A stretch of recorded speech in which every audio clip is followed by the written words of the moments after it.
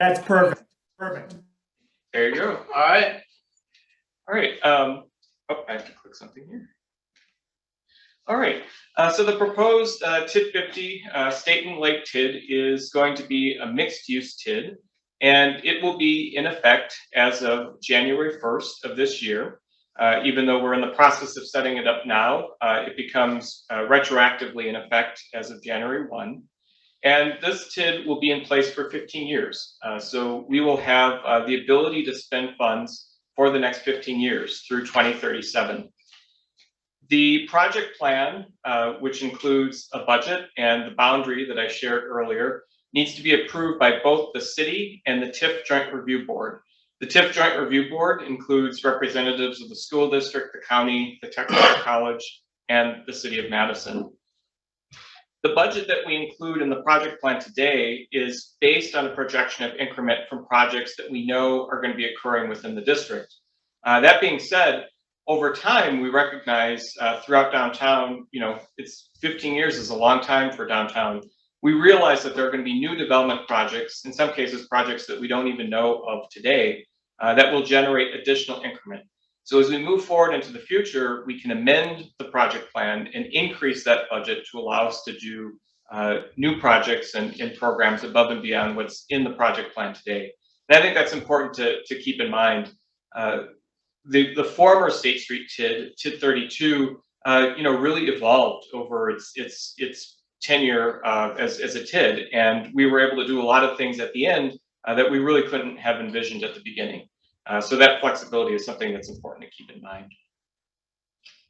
Our initial budget for this TID is $20.6 million. $15 million of that is going to be directed to the Lake Street parking structure replacement and really focused on the public components of that project, the actual reconstruction of the parking structure and the intercity bus terminal.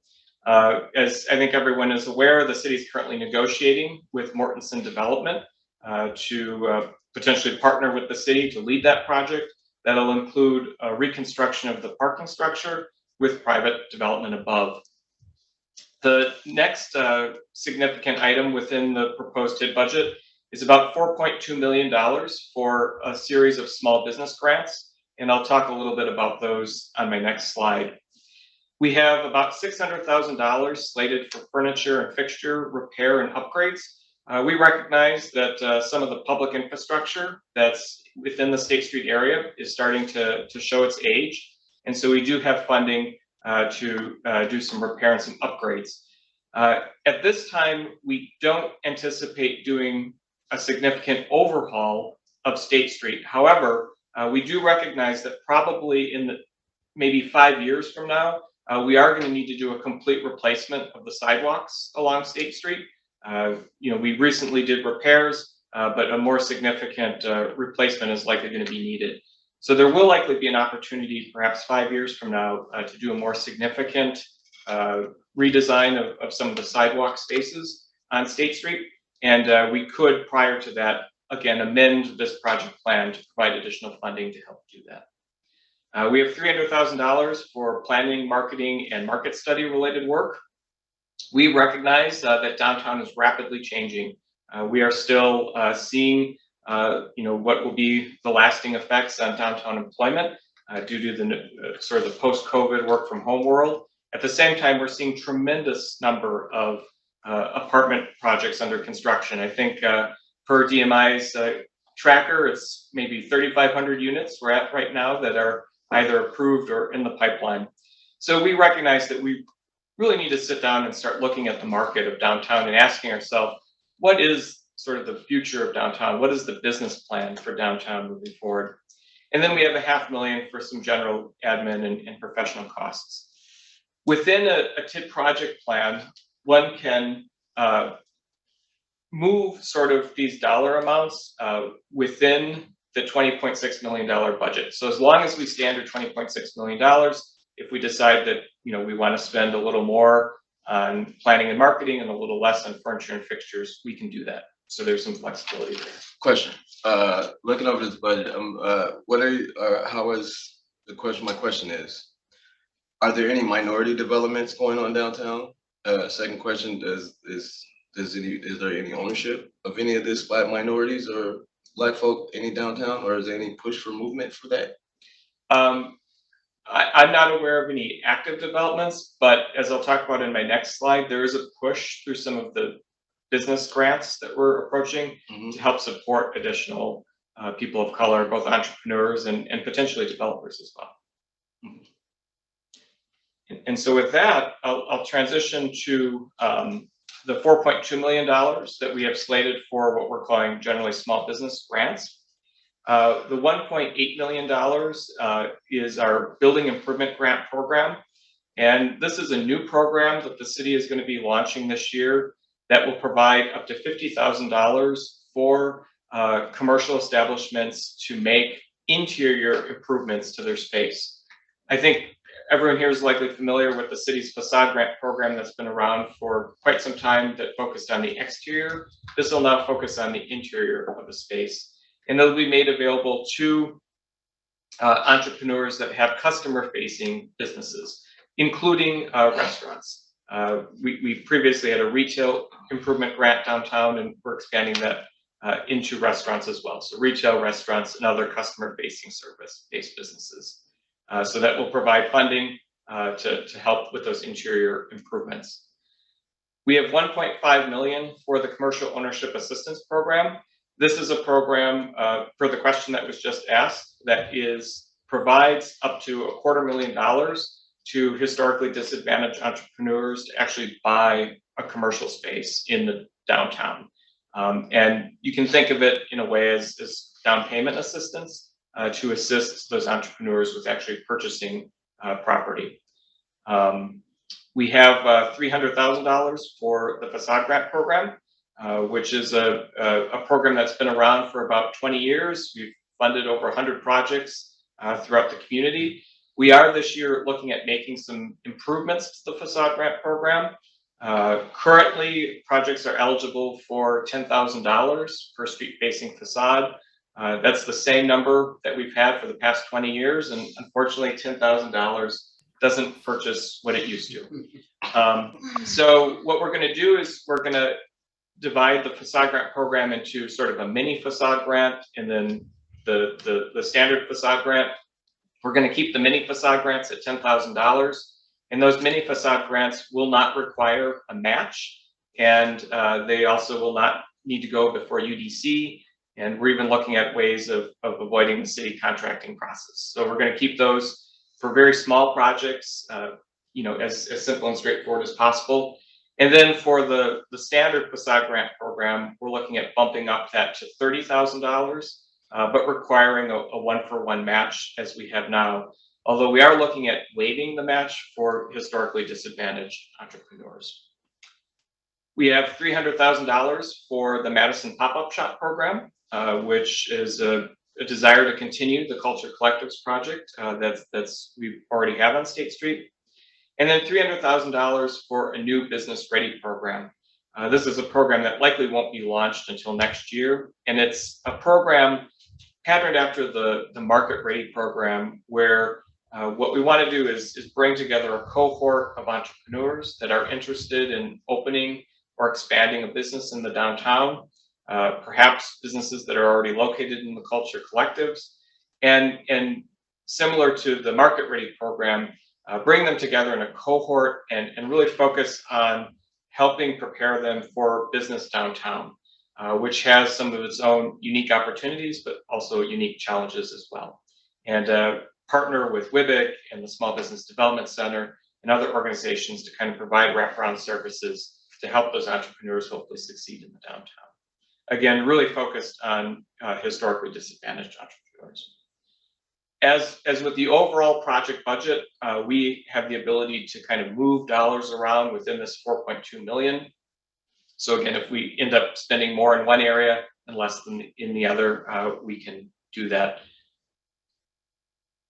So in terms of our initial increment generators that we're using within this project plan, there's three primary projects that we know are already underway or soon to be underway.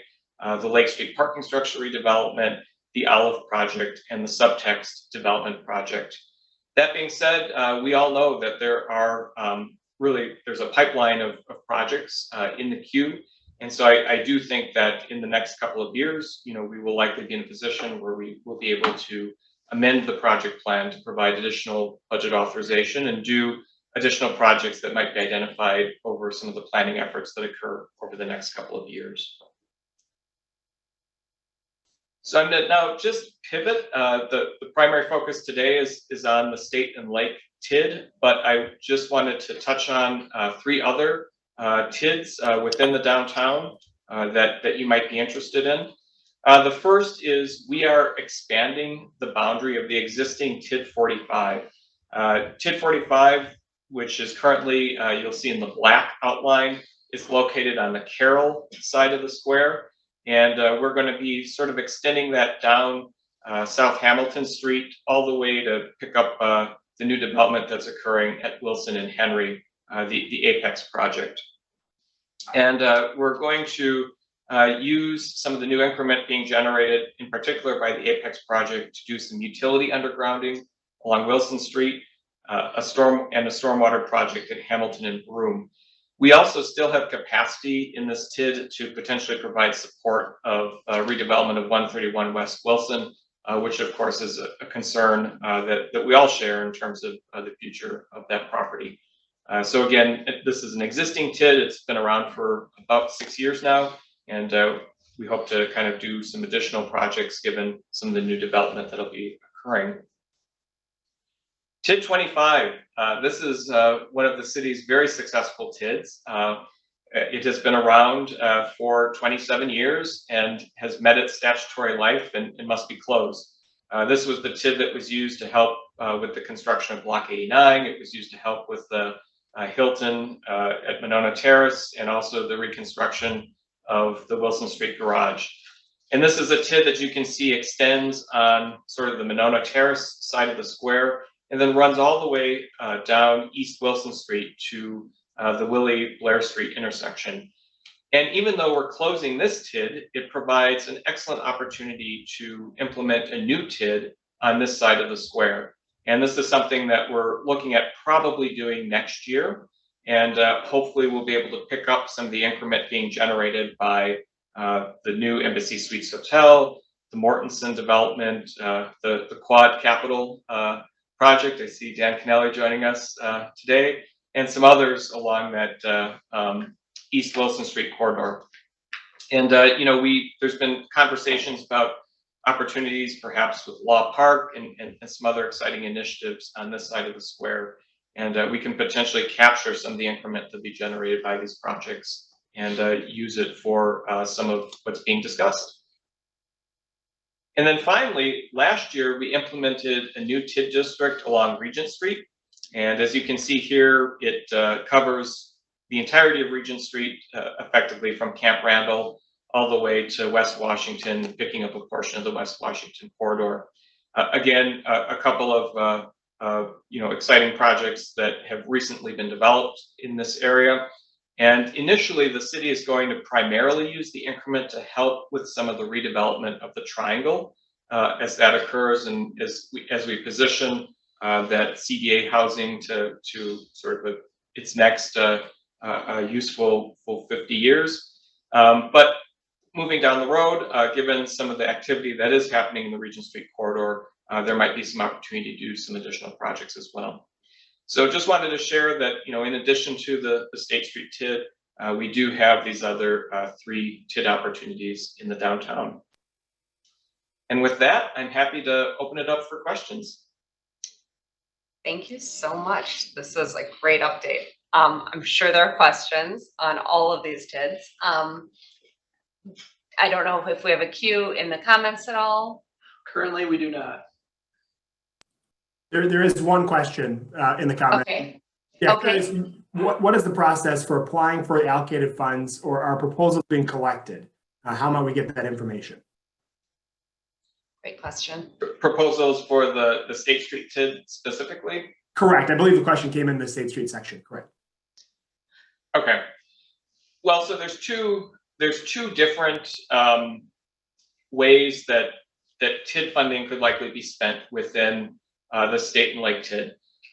One is private developers come in and have a project and potentially have some type of a financial gap and require TIF assistance. And in those cases, it will be the private developer would submit a TIF application to the city, and the city would underwrite that application, and if it warranted TIF, would then have an investment of TIF in that particular project. So that's sort of the private sector driven approach. The other approach is the city using TIF for city projects and public infrastructure projects. So these, including these small business grants that I talked about. In that case, it's really the city working with you, working with the bid, on making a determination about, hey, it would be really great if we could, replace the placards on some of the light poles on State Street, and then the council authorizing in the budget for us to do that, and then moving forward. Or in the case of these small business grant programs, each of those individual programs will have a separate application process, and individuals will be welcome to apply for those. The commercial ownership assistance is already an active program with an application. The facade grant is an active program with an application, and the building improvement grant will be launched soon. And what will happen there is those are citywide programs. And so from the applicant perspective, it doesn't really matter if they're in a TID or not in a TID, because we have non-TID funds to spend on projects outside of the TID. What we'll do as a city behind the scenes is, if it happens to be within the TID, we'll use TID funding for that project rather than our general levy. But from an applicant perspective, it really won't matter. They'll just apply to the program with that program's application. Question. Yeah. Yes. What are we doing for advocacy to push these grants to small minority-owned businesses? Like, what is our outcome? How do we go upon doing that? Sure. Well, we have every 3 weeks, we have, so there's multiple ways. One way is every 3 weeks, we have a meeting that's hosted by the Greater Madison Chamber of Commerce that brings in all of the organizations that work with entrepreneurs throughout the community. So that includes WIBIC, the Small Business Development Center, the Black Chamber, the Hmong Chamber, the Latino Chamber.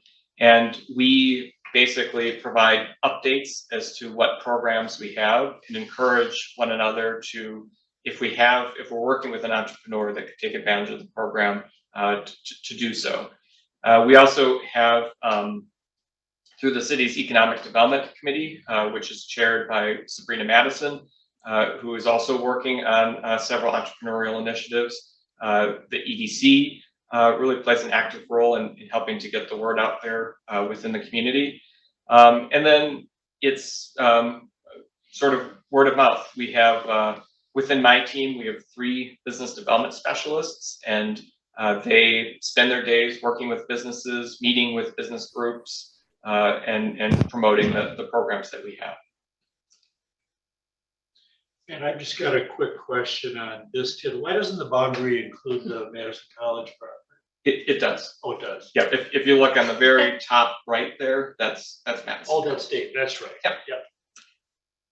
So conceivably, that TIF might be used to assist the project that the Wisconsin Housing Development Corp is talking about now? Yes. Yep. So in that case, they would submit an application like anyone else, and we would underwrite it. And then if it warranted TIF, we would move forward with the TIF support. What is I don't think you mentioned it, what's the interplay with these improvements that the BRT will require? Yep, great question. So TIF is not going to be used for any BRT improvements. Okay. And the reason being is that the city's receiving significant federal dollars for the BRT system, and we have to match those dollars. And so what we decided to do is, on the west side, we have a very healthy TID 47. That's the TID that was used to fund Exact Sciences, the Lumina, and a couple of other projects. And because that TID is so healthy, what we're doing is we're using the increment that's being generated from that TID to complete BRT related work on the west side. and then using that as our match for federal funding that we'll then use downtown and on the east side? That's a great question, because that was asked internally. Why aren't we using this TID to do that? And it's like, well, because we have to do the match Yeah. to get the federal funding. Well, also when you said like, we're not doing a complete overhaul of State Street, it does seem like BRT will be a complete overhaul of State Street in many ways. Yeah, and again, that's as for those of us that spend a lot of time downtown, especially last summer, the sidewalk work that was done over the past couple of years will hold us for like the next 5 or 6 years. And so, which actually the timing will work well though, because then I'll give a chance to, talk through, what do we want to see, and then prepare for the eventual day when the sidewalks will need to be fully replaced. I would also add there to the discussion on the Metro Transit network redesign on the 400, 500, and 600 blocks of State Street, which currently, the current plan, which could change a series of amendments, they're removing buses from the 400, 500, and 600 blocks. And so allowing for time and including money to plan, which I am happy to see that there's significant money to plan what could happen in that area with dramatic changes. Obviously, we still need to have emergency vehicles, deliveries, and whatnot. But removing of the buses in that area does dramatically change the 400, 500, and 600 blocks of State Street. We're talking about downtown now, but in the context of all the overall TIFs in the city, is this where most of the TIF action still is, or are there other TID initiatives that you have going on that you could tell us about? Not in detail, but I'm just curious where the energy is being focused. Sure. Certainly downtown probably geographically has the greatest share of TIDs. We are this year in the process of preparing to launch a new South Madison TID. As the town of Madison comes into the city, and a portion goes to the city of Fitchburg at around Halloween of this year, we will be prepared to have, as of January 1 of 23, a new South Madison TID that'll bring in the Park Street corridor, the Fish Hatchery corridor, down to the Beltline, and pick up town of Madison properties in addition to city properties. And what we intend to do there is to use TID 36, which is the Capital East District TID that has been very successful, to direct cash that's being generated in TID 36 into that South Madison TID to be able to do projects in South Madison. Many of those projects are some of the business development projects that I talked about here, which again are citywide, so we can use those dollars in that new South Madison TID to fund those projects in South Madison. How close does that TID come to John Nolan in terms of capturing projects that may be there? That is an interesting question that we're looking at. There's two trains of thought. I mean, one is you could have just a huge South Madison TID that basically runs all the way from Fish Hatchery Road along the Beltline and picks up the entire Alliant Energy Center and John Nolan Drive. There's some advantages to that approach and there's some disadvantages. Sometimes if a TID is too big, it starts to get a little unwieldy and things start happening within it that you don't fully anticipate. So the other train of thought is to do effectively two South Madison TIDs, one that's focused more on the Fish Hatchery Park Street corridor, and one that's more focused on John Nolan Drive, Alliant Energy Center area. Now, one important thing, as I noted in referencing the donation from the Capital East District TID to South Madison, is you are allowed to donate money from one TID to another TID. So even if we did two TIDs within South Madison, we could potentially draw from one to donate to the other, depending on how they perform. And it's always, you can always project how you think things are going to perform, but as we've learned over the past 20 years, things come up and we can adjust down the road if we need to. I see Jason's little yellow hand. Yes, actually kind of the same question on, I think, where Alan was headed. Obviously this morning there was an article about the 14 different design firms, international design firms that submitted their qualifications for the Lake Monona Waterfront Challenge. That's a massive project and with multiple potentially part of that could be from TIF funding, right? Off of either 45, which now abuts it, the new amended zone. You mentioned quickly earlier, potentially having another TID on East Wilson. How do you see the interplay of potential funding from these TIDs, the increment generators from these areas into a larger project like the Lake Monona waterfront? I mean, I think it is definitely a possibility. We are, as you indicate, there's a lot of development happening along the Wilson Street corridor and then heading down the John Nolan Drive corridor. So yes, I mean, there's kind of two ways of looking at TIF. I mean, one is looking at it in terms of what projects require funding, but the other way of looking at it is where do you have an opportunity to capture increment you can then drive into projects that you want to do. And so I think that's what we're seeing downtown, is that there's likely an opportunity that even if projects don't require TIF, that there's an opportunity to capture that increment and then direct it into projects such as the Lake Monona waterfront project potentially. Thank you very much, Matt. You finding any of the current policymakers particularly well versed on TIF and want to expand its use, or the contrary, don't want to expand its use? Good question. I mean, it's challenging right now because we have 3 alders that announced the resignation within the past couple of weeks, and we're going to have we have new districts, and many of them are districted out, and there's going to be a new alder election in April of next year. So admittedly, I think whatever I predict will likely be wrong. But that being said, I do get the sense that there is greater interest in exploring just how TIF can be used differently. If I think back, I've been now working in local government, but not in Madison, but working in local government for 20 years. And when I started my career, there was a lot of just public backlash to TIF throughout the state, not just Madison, but statewide. Like, it was hard to use. If you were in Green Bay, if you were in Rhinelander, it was just people opposed it.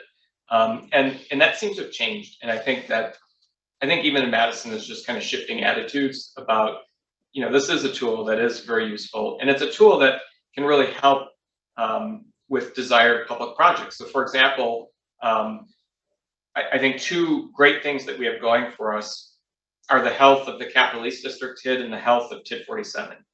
Because in the case of TID 47, which is the exact sciences TID, what we're showing is that because we made those investments in that area, we're now able to use it to fund the whole West Side BRT infrastructure. So we're helping to leverage private investment to make important public infrastructure improvements. In the case of Capital East District, again, very successful TID. Those very early projects that Auto Gephardt worked on were, it was kind of iffy. Would it work? And thankfully it did. But by making that investment, we can now donate cash that's coming off of that TID into South Madison. So I think we're in a great spot that we can really show policymakers about how you can take and make investments in private development projects and then leverage the increment that you gain from that to help support projects that we want to see as a community, as a city. And the Affordable Housing Fund is another important one where you can use proceeds after closing a TID to help fund affordable housing. So I'm sensing that overall there's more openness to look at TID. Follow up. What do you think? Because I'm seeing that as well, what you're saying. But 10 years ago, the city really prided itself on closing TIDs early. And now they're not closing them early, and they're doing exactly what you're saying and realizing they have these funds to be able to do these projects. What created that shift? I mean, I think part of it was just policymakers realizing that you have an opportunity there, and just by way, I mean, not to get too wonky, but under state law, you're allowed to have 12% of your equalized value within TIF districts. So you take basically the whole value of the city, and no more than 12% of your value can be within TIF districts. The city has always been like just under 3% or right around 3%. And so, we and the Public Policy Forum actually did a study a few years ago that identified that we're one of the most conservative users of TIF in the state when you look at it from that perspective. So I think that policymakers are starting to get it to that point that, like, we are conservative in how we use it. We're not out there just funding things left and right. And we can therefore keep TIDs open longer and use those funds to help do things that we want to do as a community. Kind of a follow-up to that, what are you seeing in terms of the other taxing entities or the joint review board? There's often a pushback there on TID because they're deferring getting money. Mhm. How's that going? Overall, I'd say that our TIF Joint Review Board has been very supportive in recent years. They have, I can't think of the last time that they turned something down or that anyone opposed something on the TIF Joint Review Board. I think the key there is, really, and my colleagues in the Economic Development Division have done a great job of reaching out to the members and making sure that they understand kind of what's coming before them ahead of time. So having that, to make sure everyone understands what the intent is of what the city is trying to do, I think has been very helpful. But yes, the TIF Joint Review Board has been very supportive. I have another question. Do you have a list or maybe a process of how you find out who's applying for these or these TIF dollars, or as far as minorities? That's what I'm asking. So in terms of, I mean, just being honest, just kind of on the private development side, I don't believe we have had a person of color apply for or receive TIF in terms of for true redevelopment, direct project financing from TIDs. Okay. Now, certainly some of these small business grant programs that we had both currently and historically. So for example, when we had the retail improvement grant program on the old State Street TID, we did have individuals of color take advantage of those opportunities through those grant programs that are funded via TIF. But we have not in terms of direct developer support. Okay. Also, is there a process of maybe helping minorities better understand how to apply for this or how to come at it? Yep, we do. The city of Madison has increasingly partnered with the ACRE program, which is based out of LISC in Milwaukee. And one of my colleagues, our Office of Business Resource Manager, Ron Oak, is actually an ACRE graduate. Yes. And so yes, I mean, we are, actively, working with developers of color on projects that could benefit from TIF. And we did have, we partnered with Brandon Rule on the redevelopment of the Truman Olson site on South Park Street. And he didn't receive TIF directly, but it was a situation where we owned the property and we were investing in a new Cedar Street extension, and there was TIF money involved in that case, although it didn't go directly to him, but the way that we just did the funding of the street and not having to assess him because we still had ownership and stuff. So even though Brandon Rule did not receive TIF directly from the city, there was TIF involved in that transaction. So indirectly, that would be sort of the first example of where we've worked with a developer of color related to TIF, even though he didn't receive TIF directly. Kind of almost a follow-up along the same line. It seems like where there's enormous potential for TIF is helping with the affordable housing problem with the city, because I live in South Madison, and you have pushback to some private development say, oh wait, this is causing gentrification. It's a problem for these neighborhoods, and this housing that's going in there is market rate. It's not affordable. And it seems like a response to that is, yes, this is a market rate project. It is generating significant TIF increment that the city is using to directly subsidize and create affordable housing. I mean, that seems like an important narrative for the city to, in terms of a really effective way to, where you're working, it's always easier if the market's a tailwind rather than a headwind to what you're doing. Yeah. And that seems like an effective way of doing that. Yeah, and that's an area where we have, over the past couple of years, started to pivot a little more from sort of the traditional policy that the city had. The city within the CTF policy historically has been very clear that a project needs to be self-supporting. So the project that is receiving the TIF needs to generate enough increment to cover the cost of the project. With Jacob Klein's project at the redevelopment of Westgate Mall, he had a situation where he was building multiple buildings. One of them was an affordable building that had the financial gap that required TIF support. And then he had market rate construction as well. And so in that case, we sort of bent our historic rule and said, okay, we can use the increment that you're generating from the market rate project to help with the affordable project. So that's an example of where we are starting to kind of broaden the view on how we use TIF to fund affordable housing. Because one of the challenges of affordable housing is it inherently doesn't generate a lot of increment. So It's because it's below market rate. Yeah. So one needs to find more creative ways, and thankfully we've started to kind of head in that direction. Okay, unbeknowingly with what you're doing, you're not knowingly regentrifying maybe the south side of Madison. So you're actually with the market rate, we're actually pricing people out of Madison. So we at some point we have to address that issue.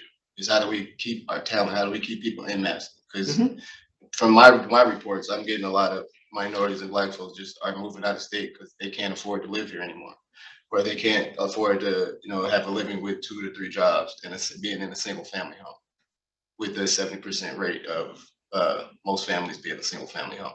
So how can we fix that with the market rate? I don't see a way to bridge that gap. Well, there's a couple of approaches. I mean, one is we clearly need more affordable housing. There's simply, if you look at the number of units of affordable housing that are available and the need, there's a mismatch there. So one is to work directly with developers on affordable housing projects, whether it be through TIF or through the city's affordable housing fund, which is indirectly funded by TIF. But that is obviously something that we continue to work on. In the case of South Madison specifically, the city has re-engaged in the land banking concept. So we are actually going into South Madison as a city and purchasing properties speculatively to down the road partner with hopefully developers of color who are interested in doing affordable housing projects. So in other words, kind of stepping in to ensure that we don't have every property in South Madison be full market rate housing and therefore price people out of the neighborhood. The other though is, we also need market rate housing.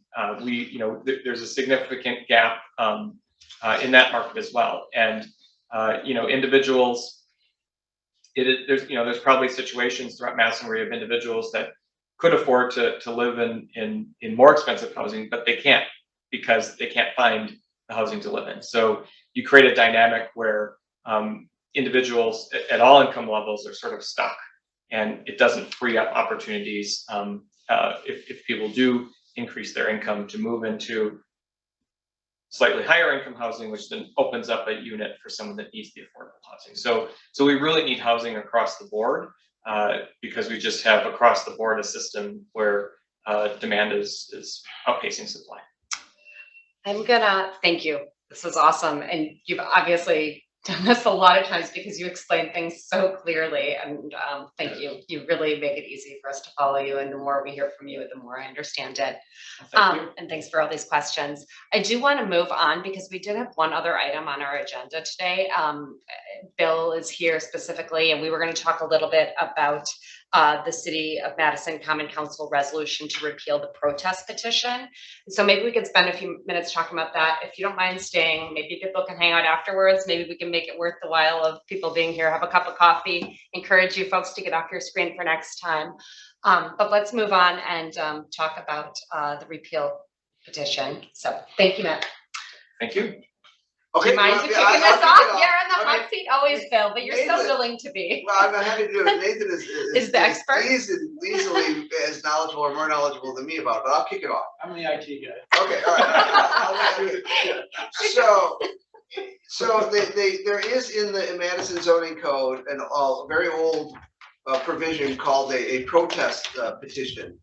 So landowners, if a nearby property is attempting to rezone to do some sort of development, nearby property owners, a very small percentage of them, can sign a petition and give it to the city saying, we protest against that proposed rezoning.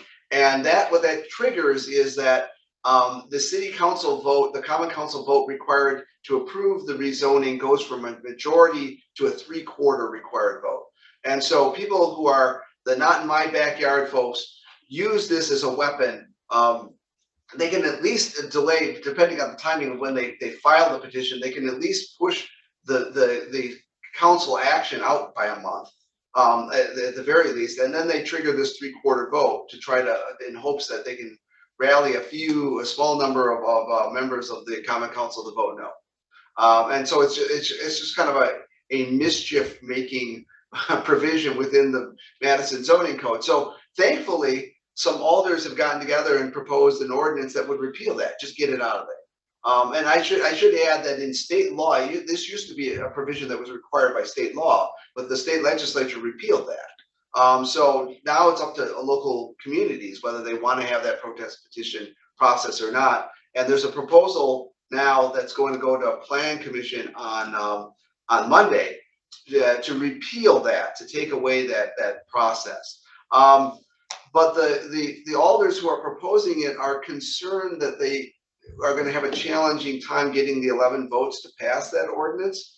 So they included in the ordinance something that kind of counteracts what they're doing. They're proposing then to change the required vote for all changes in zoning, not just the ones that get a petition, but all changes in zoning to a 2/3 vote, not a 3/4 vote, but 2/3. Still a heightened requirement. So that gives us great concern. That provision, that part of it. So there's one part of it of this ordinance that I think is great public policy, and the other part that just seems to counteract it completely doesn't seem to be very good public policy, because it's going to make it, there's going to create a risk that it will be harder to do the kind of rezonings needed to produce development that is consistent with the city's comprehensive plan.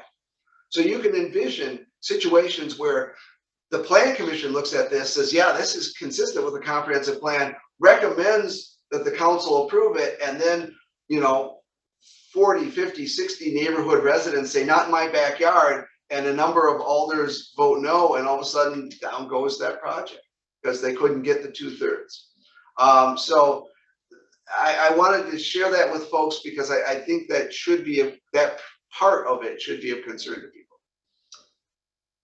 What is the impetus for the beginning of reopening this conversation?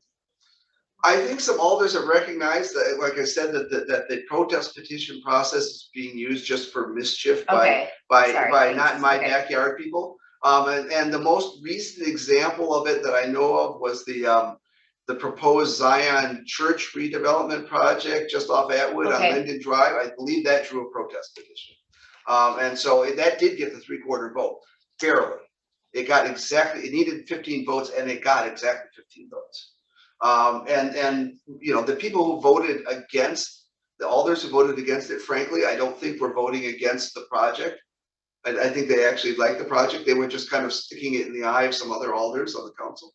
So that is the danger. If you create this 2/3 threshold, internal politics can seek a project that has nothing to do with really the merits of the project. Yeah. You want me to add? I don't know. I mean, I can see all the issues with this. So yeah, so it was about 3 years ago that the state law changed to allow municipalities to eliminate the protest petition. Mm-hmm. Many municipalities throughout the state have been doing that for exactly the reasons that Bill noted. The protest petition in Madison, they did an analysis of all the times it was used, and it was used 200-300 times. It was a few hundred times. Primarily, though, where it was been successful was in District 2 and District 6, kind of the near west, near east side, where very established neighborhoods were able to come in, use it, primarily in NIMBY situations where they didn't want some sort of change happening in their neighborhood.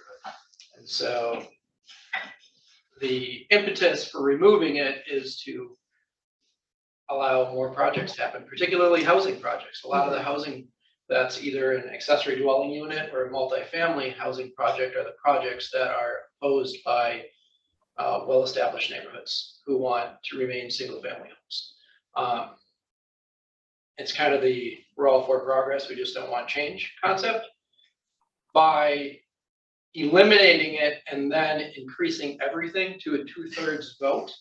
And I'm not the expert on this, but there's been a lot of literature and studies that anytime you raise a vote threshold, it makes it more difficult for people who are not part of the status quo, who are underrepresented, who aren't able to basically use and game the system to get those additional votes. And so it's often put in place to maintain the status quo, stop change. So most places, most progressive cities have reduced thresholds to majority as opposed to increasing them.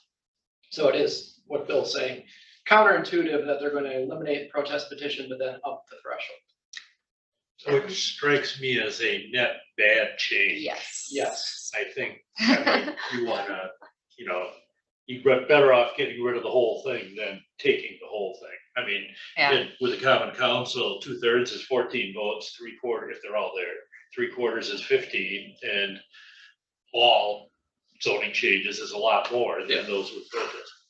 I mean, Yeah. all zoning changes is, That's a bad. that's almost Yeah. every multifamily project that gets built has some zoning change, it seems.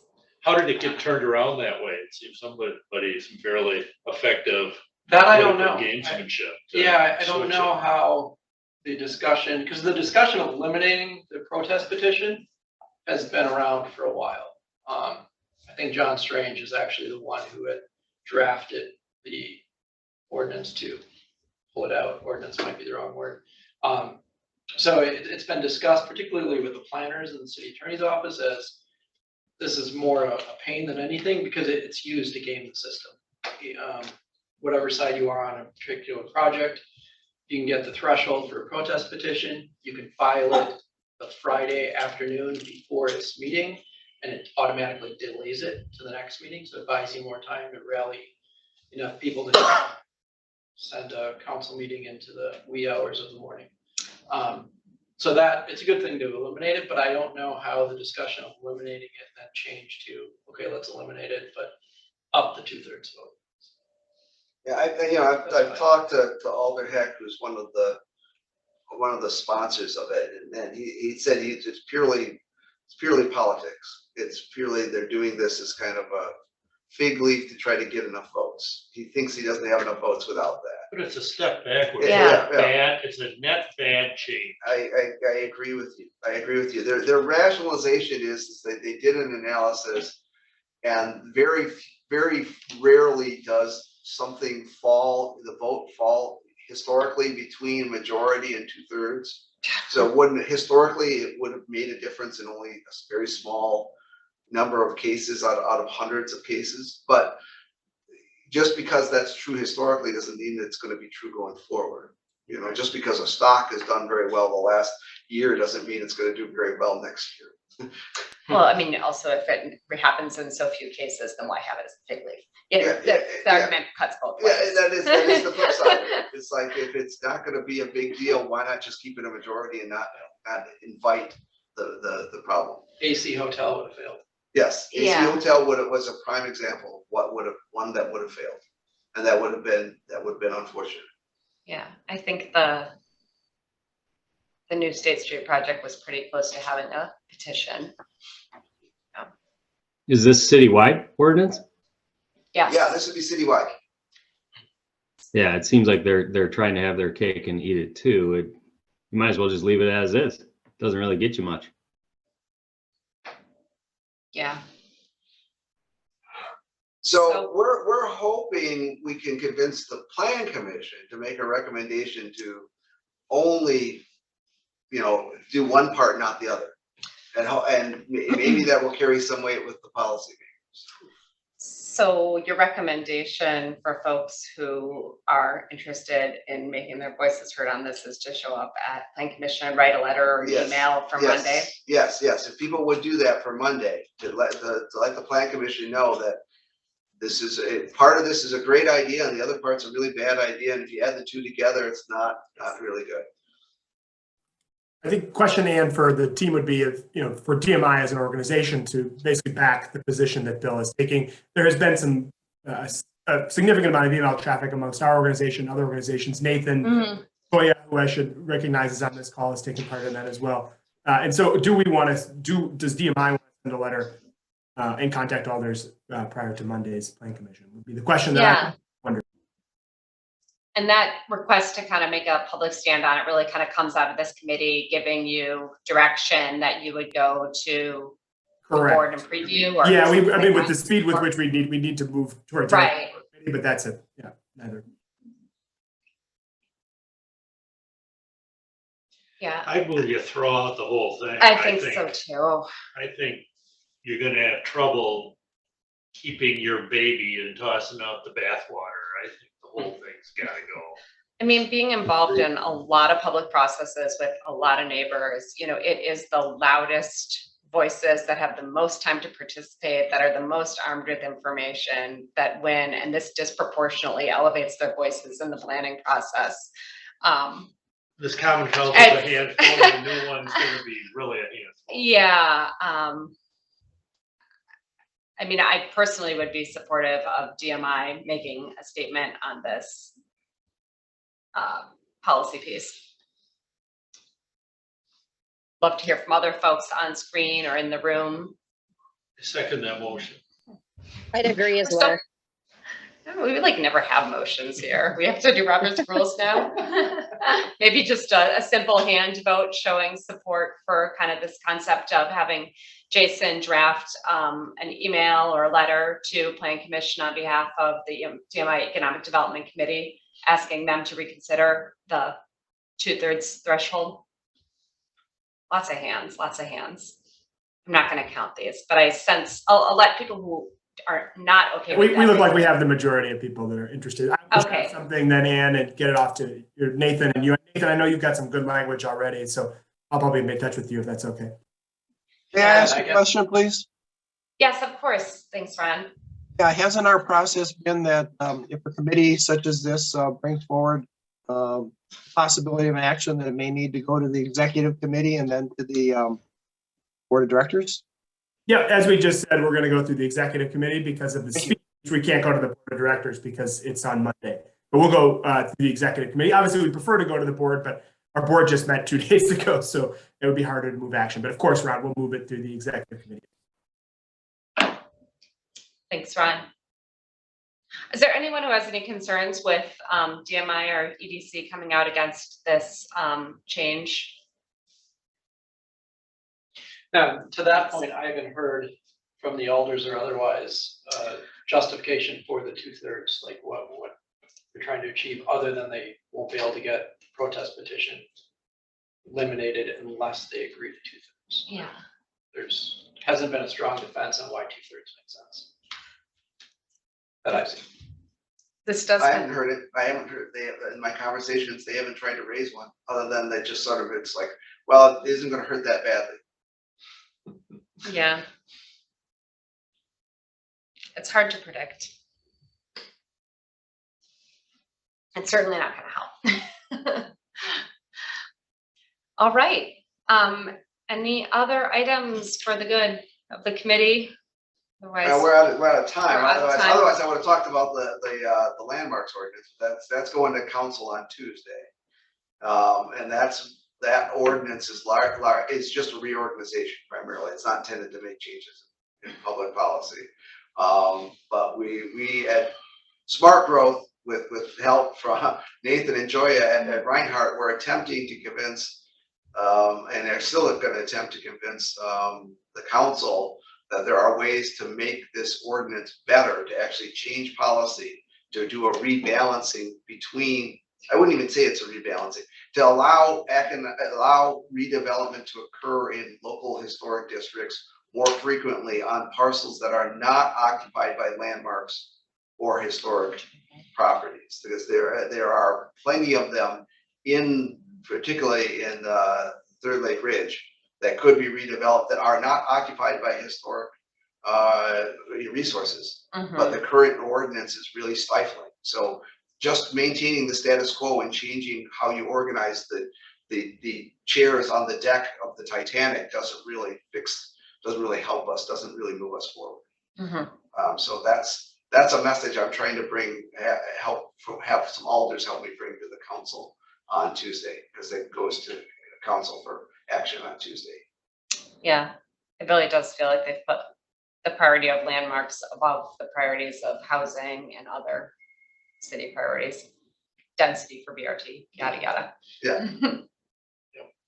Yeah. And if that's the highest priority among council, I think that Yeah. then they should say this is the higher priority for us, because it doesn't help housing and it doesn't help transit. Yeah, yeah. Oh, they're very clearly saying that. I mean, for example, they're working on a transit-oriented development overlay district, which is going to allow more density, make it easier to do more density along corridors that have high levels of transit service. They're going to exempt the historic districts completely from that. So they are islands of privilege, is what the historic districts are. Thank you for your work on that and for trying to approach it from all these different angles. Anything else to add on that, Nathan? No, that's nailed it. All right, I think we are going to adjourn. Thank you to those who joined us on screen. Thank you for those who are here. If you have feedback about hybrid, in person, all online, give it to me, give it to Jason and staff, and let us know how we should be running this show. Give it to Jason, he says. Yeah, and on that point, to the extent